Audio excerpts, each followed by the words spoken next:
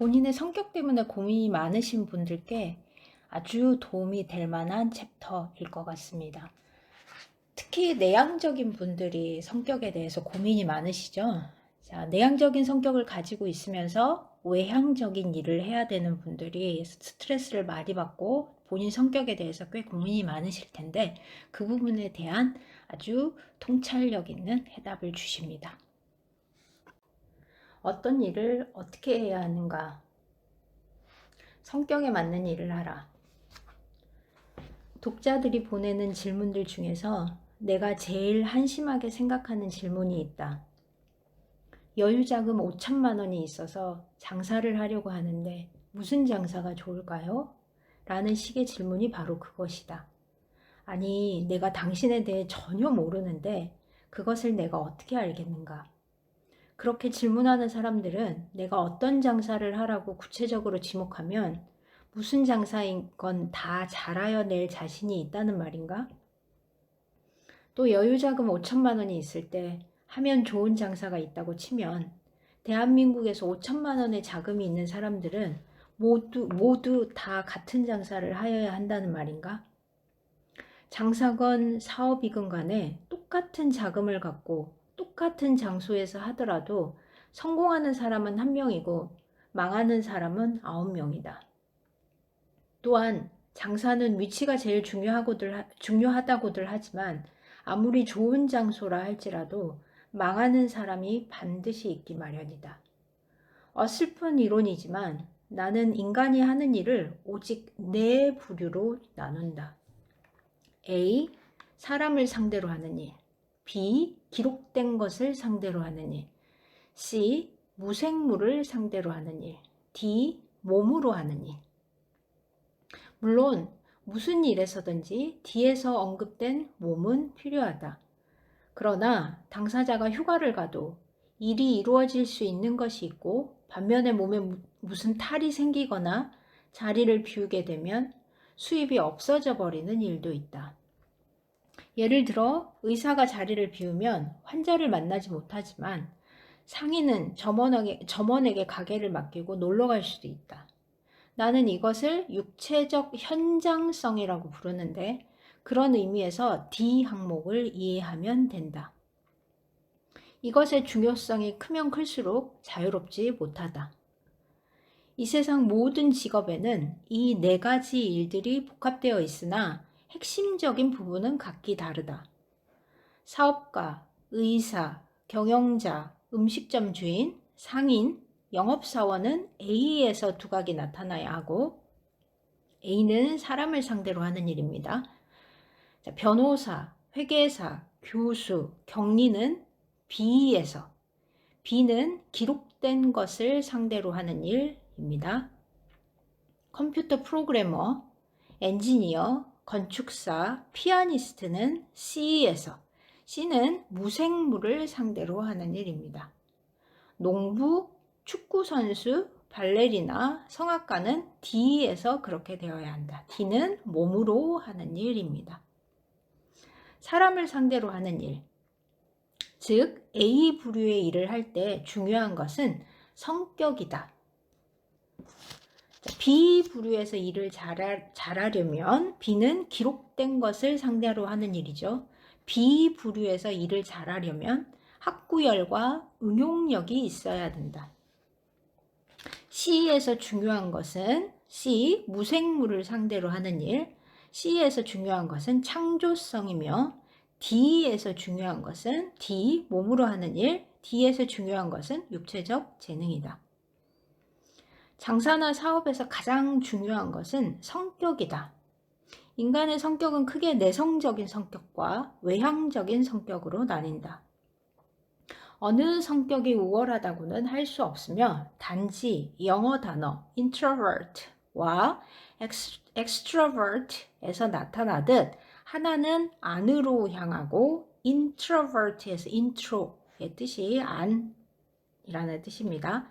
다른 하나는 밖으로 향한 성격일 뿐이며 extrovert에서 extro가 밖이라는 뜻이죠.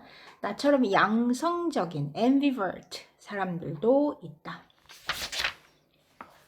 어떤 일을 하고자 할 때 그것이 사람을 주로 상대하여야 하는 일이라면 자신의 성격이 외향적인가를 반드시 짚고 넘어가야 한다. 매우 내성적인 사람이 장사를 한다고 치자. 고객에게 인사나 제대로 할 수 있겠으며 미소를 지을 수 있겠는가? 망하기 직전의 가게들을 찾아내어 성공할 수 있도록 도와주는 과정을 보여주었던 신동엽의 신장개업이라는 TV 프로그램에서 장사를 못하던 사람들이 모두 내성적인 성격의 소유자들이었음을 기억하라. 직장에서도 외향적인 사람들은 어느 곳에서나 쉽게 드러나지만 내성적인 사람들은 외부에 잘 드러나지 않는다. 사람을 많이 상대하는 일을 하고 있는 내성적인 사람들은 성격을 변화시켜 보고자 웅변학원도 다니는 등 갖가지 노력을 하지만 그게 그렇게 쉽지가 않다. 성격을 개조하는 다른 방법은 없는 것일까? 1976년도 영화 중에 마틴 스코세이지 감독, 로버트 드니로, 조디 포스트 주연의 택시 드라이버라는 것이 있다. 베트남전에서 돌아온 26세 청년 트래비스는 사회의 악을 쓸어버려야 한다는 강박관념과 불면증에 걸린 야간 택시 운전기사이다. 뉴욕의 뒷골목은 쓰레기 인생들로 가득하다. 그는 그 더럽고 추잡한 인생들을 욕하고 언젠가 큰 비가 내려 모든 오물을 씻어내릴 것이라고 중얼거리며 다닌다. 해병대 출신이지만 뉴욕에서는 소심하기만 한 그는 어느 날 권총 4개를 구입하고 칼도 준비한다. 그리고 총 쏘는 법과 칼 쓰는 법을 연습하고 혼자서 거울 앞에 서서 누군가를 상상하며 말투와 행동을 연습한다. Are you talking to me? 너 지금 나한테 씨부름거리냐? 그런 연습을 거쳐 그는 대통령 후보를 암살하려고 하기도 하지만 우연히 만났던 12살짜리 창녀를 구하고자 사창가에서 피비린내 나는 총격전을 벌이면서 포주를 죽이고 영웅 대접을 받게 된다. 나는 내성적인 사람들이 성격을 외향적으로 바꾸려면 어떻게 하여야 하냐고 물을 때마다 이 영화를 권유하면서 어떤 시비가 생기게 되면 욕으로 대응하는 법을 미리 연습하라고 한다. 누군가와 싸울 생각을 하게 되면 성격은 변하기 마련이라고 믿기 때문이다.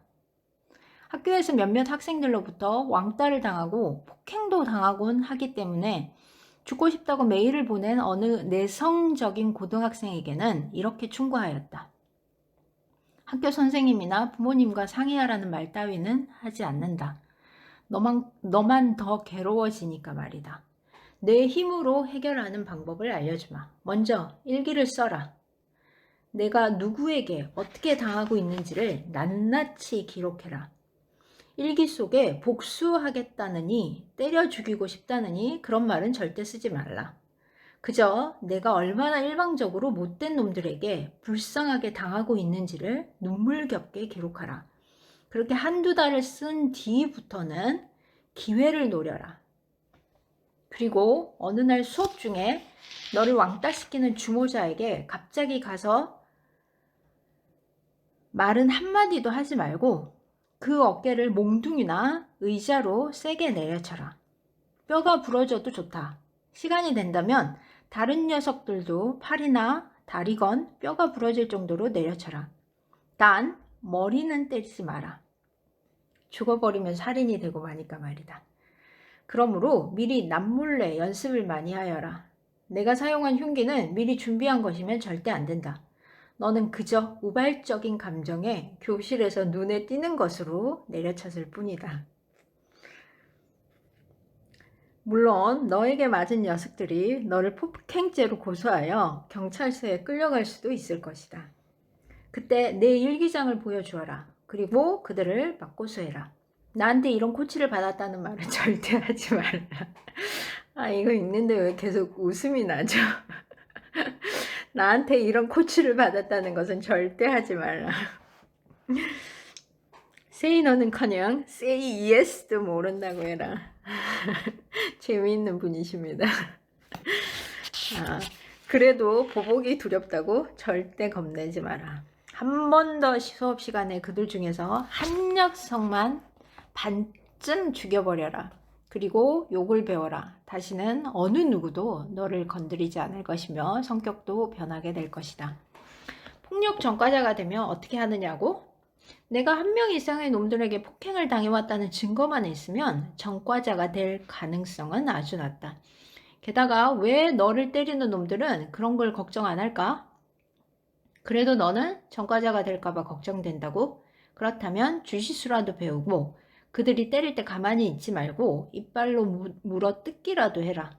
그것조차 못하겠다면 여러 영화들에 나오는 복수의 삶을 살아가든지. 성격을 바꾸기 위한 또 다른 시도는 여행 중에 낯선 곳에서 낯선 사람들 앞에서 해볼 수 있다. 나는 해외여행을 할 때 나를 아는 사람이 아무도 없기에 한 번도 안 해본 짓거리를 시도하여 보는 경우가 종종 있다. 이를테면 라이브 밴드가 연주하는 나이트클럽에서 마이크를 달라고 한 뒤 미친 척하고 목이 터져라 노래를 불러본다거나, 한국에서는 전혀 입지 못하는 옷들을 태연하게 걸치고 다닌다거나, 이 나이에 머리에 묻을 잔뜩 바르고 올백으로 머리를 넘겨본다거나 하는 것들이다. 그곳 사람들은 내가 원래 그러려니 생각할 것이다. 차림새를 바꾸면 행동이 바뀐다는 것도 알아두어라. 차림새를 바꾸면 행동이 바뀐다는 것도 알아두어라. 제 아무리 점잖은 녀석도 군복을 입고 술을 마시면 언제라도 개망나니가 될 수 있다. 그러므로 내성적인 성격을 바꾸려면 옷의 변화를 시도하여라. 휴일에 양아치 같은 옷을 일부러 입고 다니는 것도 좋다. 인도 해나 문신 같은 것으로 팔에 뱀이나 해골 같은 것을 그려놓고 다니는 것도 나쁘지 않을 것이다. 해나는 한 달 안에 저절로 지워진다라고 하네요. 세이노 선생님은 양팔에 진짜 문신과 비슷한 색의 해나로 정갈 6마리를 그려서 넣고 다닌 적도 있다고 합니다. 마지막으로 예전 친구들은 1년이고 2년이고 잠시 만나지 말라. 친구들은 당신이 당신답지 않게 행동한다고 지적하면서 변화를 인정하지 않을 것이기 때문이다. 변화의 발목은 언제나 친구들과 가족들이 붙잡는다는 것도 기억해라. 그러므로 새 성격을 본래의 성격으로 인정하는 새 친구들을 사귀어라. 자, 나도 본래는 아주 내성적인 성격을 갖고 있었다. 남들 앞에서 발표하는 것을 아주 두려워하여 중학교 때에는 재봉틀이라는 별명도 얻었는데, 남들 앞에 서면 다리가 후들후들 떨려서 재래식 재봉틀의 발판을 밟는 다리 모습이 되었던 것이다. 그런 나의 성격이 조금씩 바뀌기 시작한 것은 고등학교 시절부터였다. 갑자기 가난의 나락으로 떨어진 데에 대한 반항심 비슷한 것이 동인이 되었다. 하지만 여전히 여학생 앞에서는 수줍어하여 말도 제대로 하지 못했다. 그러다가 사업이랍시고 광고 대행업을 시작하면서 외향적인 면과 적극적인 면이 개발되기 시작했고, 어느 틈엔가 완전히 외향적인 성격의 소유자로 사람들에게 비치기 시작했다. 내성적인 성격을 도저히 바꾸지는 못하겠으나 사업이나 장사를 하고 싶다면 외향적인 사람을 전면에 내세우면 된다. 물론 비용이 추가된다. 그렇게 할 상황이 아니라면 앞에서 말한 B, C, D에 중점이 있는 일을 찾으면 된다. 대인관계에서 생기는 성격상의 문제들로 인한 스트레스 때문에 정신과 상담도 받았다는 30대 독자는 B 분야, 회계 분야로 일을 바꾸고 나서야 정신의 안정을 찾았다고 한다. 결론적으로 성격 자체는 어떤 일 혹은 어떤 환경 속에 들어가 있느냐에 따라 문제가 되는 것이므로 자기 성격에 어울리지 않는 일은 가능하면 피하는 것이 좋다. 다시 한번 읽어볼게요. 자, 결론적으로 성격 자체가 문제가 되는 게 아니라 어느 일을 하면서 어떤 환경 속에 들어가 있느냐가 문제가 되는 거니까 자기 성격에 잘 맞는 일을 찾으면 전혀 문제될 게 없다라고 말씀을 하시네요. 자, 결론적으로 성격 자체는 어떤 일 혹은 어떤 환경 속에 들어가 있느냐에 따라 문제가 되는 것이므로 자기 성격에 어울리지 않는 일은 가능하면 피하는 것이 좋다.